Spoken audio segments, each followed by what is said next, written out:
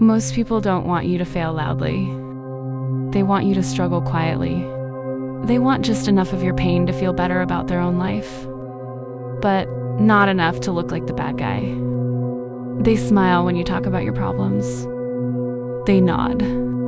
They listen carefully, not because they care, because your struggle reassures them. It tells them they're still okay, still ahead, still not the one falling behind. Human beings don't measure life by happiness. They measure it by position. Above, equal, below. And the moment you start slipping, someone nearby exhales in relief.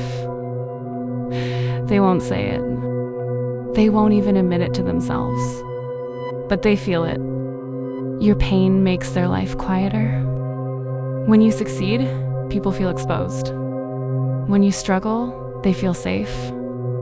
That's why support feels warmer when you're broken and colder when you're rising. People love your potential. They hate your progress because potential doesn't threaten anyone. Progress does. Your growth forces comparison, and comparison forces a question most people avoid. If they can do this, why haven't I?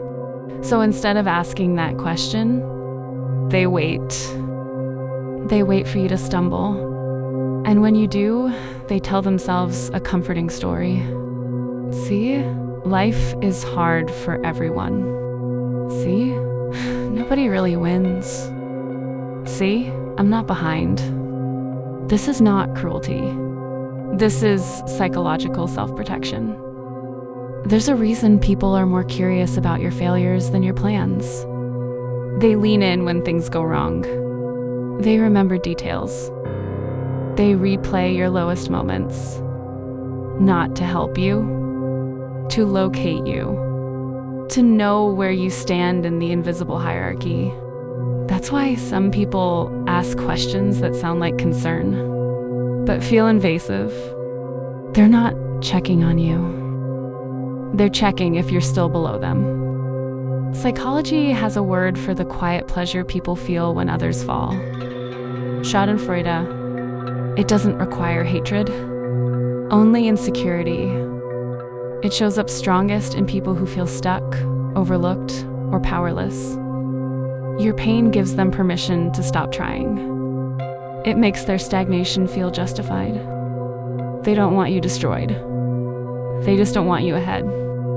So they support you in safe doses.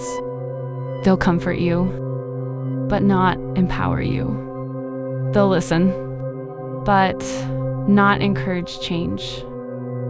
They'll say, "That's so hard," instead of "You're capable of more," because healing you threatens them. That's why encouragement disappears the moment you start winning. Silence replaces praise. Distance replaces warmth. Your success creates friction, and friction reveals truth. Some people don't compete openly. They compete emotionally. They don't attack. They withdraw. They don't confront. They guilt. They don't say no. They say yes and resent you for it. This is how power hides in politeness.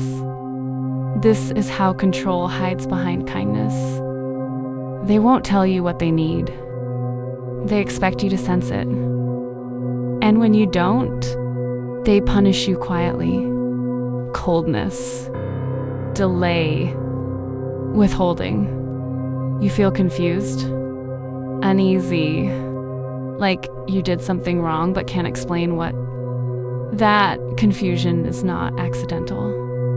It's psychological leverage. Because when someone never states their needs, you're always failing an invisible test. And failing keeps you small. That's why some of the most manipulative people never raise their voice. They don't need to. They let silence do the work. They let disappointment do the work. They let your guilt do the work. And they still get to see themselves as good. That's the darkest part. People who enjoy your struggle rarely see themselves as cruel. They see themselves as realistic, as honest, as grounded. They'll say things like, "Don't get your hopes up.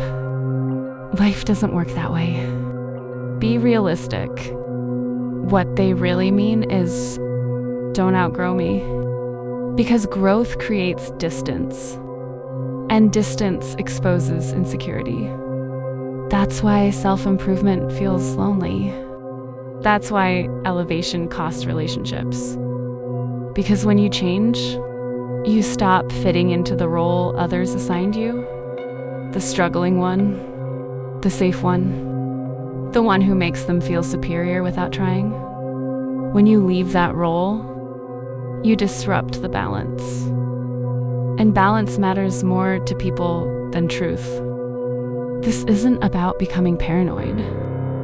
It's about becoming aware.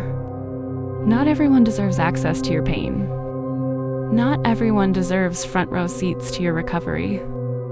Some people want updates not to support you, but to measure themselves against you. So move differently, heal quietly, grow privately, win without announcement, let your success arrive without warning. Because the people who truly want the best for you don't need you to struggle to feel okay. And the ones who do were never on your side to begin with.